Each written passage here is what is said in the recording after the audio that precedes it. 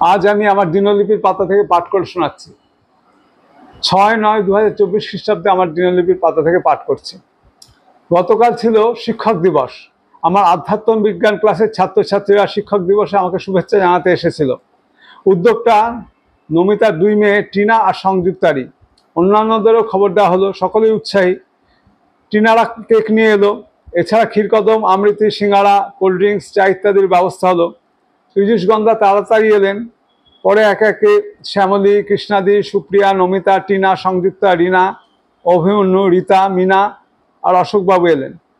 এছাড়া মা বাবা ছাড়া গোবিন্দ, যশোদা আর মৌমিতা তো ছিলই। কাজের জন্য সুজয়, সত্যাজিৎ, সীমা আর সুমিতা আসতে পারেনি।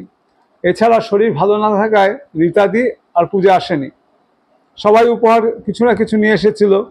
নমিতা, টিনা আর সংযুক্তরা বুদ্ধদেবের খুব সুন্দর একটা বাঁধানো ছবি নিয়ে এলো। অভিমন্যু নিজের হাতে রাখা একটা খুব সুন্দর ছবি উপহার দিল। সুপ্রিয়া গণেশের একটা ছোট্ট মূর্তি এবং গোলাপের ফুল এনেছিল। এছাড়া কৃষ্ণা দেবী, অন্যান্যরা সবাই পেন এবং ফুল উপহার হিসাবে দিল। কেক কাটা দিয়ে অনুষ্ঠানের সূচনা। গোবিন্দ, যশোদা, মিনা, রীতারা সবাই খাবার বেটে দিল।